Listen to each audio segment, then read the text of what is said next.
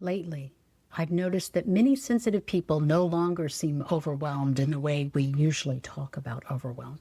They still go to work, they answer text, they remember birthdays, they care for children and aging parents, and continue functioning at a very high level. From the outside, many of them look completely fine, but underneath all that competence, something has started going dim. They stop knowing what they want. Small decisions become strangely exhausting. Someone asks where they want to eat and they feel irritation instead of preference. They open Netflix and stare at the screen as if selecting a television show requires the strategic planning capacity of a mid-sized government agency. Things they used to love begin feeling far away from them, not gone exactly, just harder to reach. And because we live in a culture that treats productivity as evidence of wellness, many people don't recognize this as exhaustion at first. They think they're losing motivation or discipline or gratitude or intuition. But I don't think intuition is usually the first thing that disappears. I think what disappears first is the feeling that there is enough space inside you to hear yourself clearly. Some of us move through the world with very little filtering.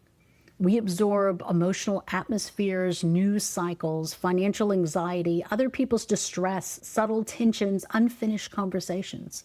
Most of us are now carrying awareness of climate change, economic instability, global conflict, our own responsibilities, and a constant stream of alarming information directly through our nervous system every single day. And people who are emotionally perceptive often try to process all of it morally, emotionally, and psychologically at once, as though paying closer attention might somehow protect the people they love. After a while, overwhelm starts changing shape. People stop feeling intensely overwhelmed and start feeling strangely numb instead. And numbness is much harder to recognize in yourself. I think this is one reason so many people have started confusing exhaustion with intuition loss. They say things like, I don't know what I want anymore. I can't hear myself clearly. I used to trust myself. I used to feel connected. And because these are intelligent people, usually very self-aware people, they immediately begin trying to solve the problem. They read more, research more, analyze themselves more thoroughly. They learn the language of nervous systems and attachment styles and trauma responses and emotional regulation. They become extremely articulate about why they behave the way they do. But that articulation and self-trust aren't the same thing. You can explain your patterns beautifully and still abandon yourself every day before lunch. You can know exactly why you overfunction, where it comes from, which parent taught it to you, how it connects to your attachment style, and what your therapist said about it 3 years ago, and still say yes to things your body clearly doesn't want. People often assume that insight naturally creates change, that once you understand yourself deeply enough, your behavior will automatically reorganize around that truth. But many highly perceptive people remain profoundly disconnected from themselves in very ordinary, socially rewarded ways. They answer the text immediately, even though they resent being constantly available. They agree to plans they are already tired thinking about. They volunteer for more responsibility because competence has become entangled with worth.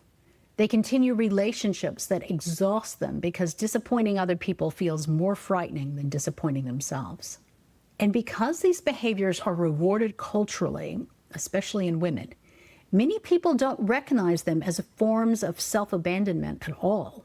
They just call it being responsible, dependable, mature, kind, an adult. Meanwhile, their body is carrying the conversation their mind refuses to have. Headaches before certain phone calls, exhaustion that sleep doesn't fully fix, irritability that appears around perfectly ordinary requests because the nervous system has reached capacity.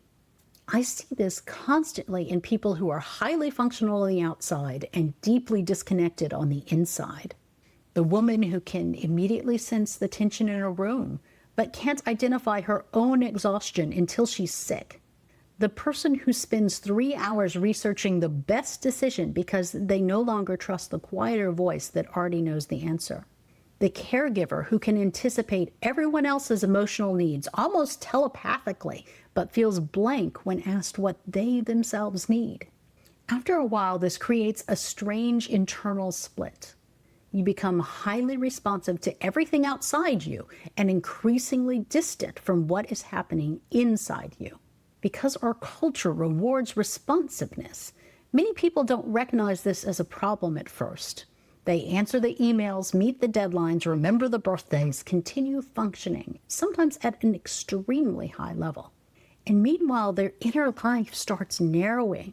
They stop feeling anticipation. They stop feeling rested after resting. They stop reaching towards things with genuine desire. Even pleasure becomes effortful. I think many people are carrying so much internal noise now that silence itself has started feeling uncomfortable. Silence allows things to surface. Grief, anger, disappointment, knowing, especially knowing. Because once you know something clearly, you may need to change your life. And many people unconsciously stay overstimulated because overstimulation delays that moment. You can spend 6 months researching burnout without admitting that your body hates the way you're living. You can consume endless content about boundaries while continuing to answer texts that make your stomach tighten. You can keep gathering information indefinitely if information itself becomes a substitute for decision-making.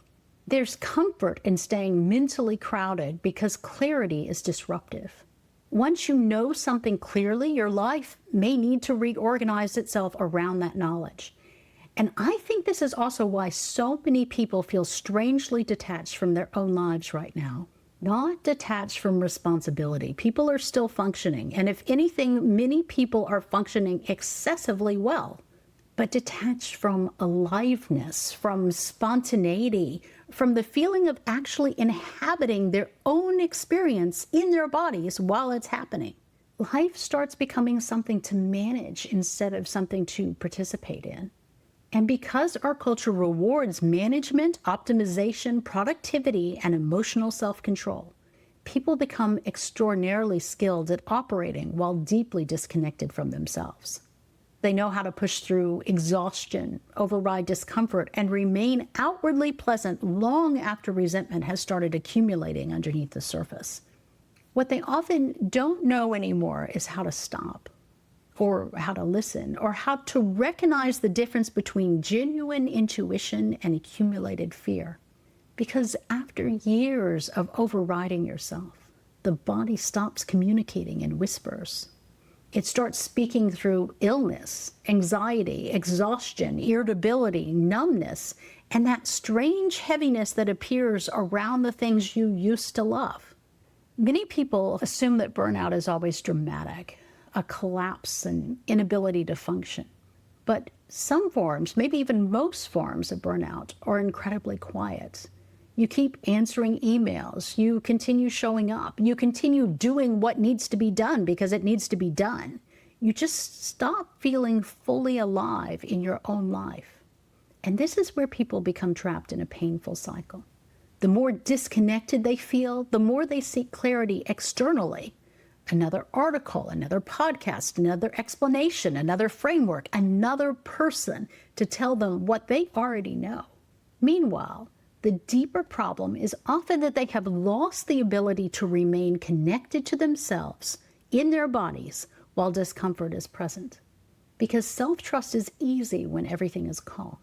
The real test comes when someone is disappointed in you, when you need to make a decision without universal approval, when your body is telling you one thing and your conditioning is telling you another, when you already know the truth emotionally but can't yet tolerate the consequences of acting on it. That's usually the moment where people abandon themselves. Many people were never taught that their internal experiences deserve the same level of attention that they automatically give everyone else. And this is especially true for people who are praised for being easy and mature and helpful or selfless very early in life. Many sensitive children learn that being loved is connected to being emotionally manageable for other people. And so we, become extraordinarily skilled at suppressing their own signals quickly. Exhaustion, anger, no, grief, the need for rest, the desire for more.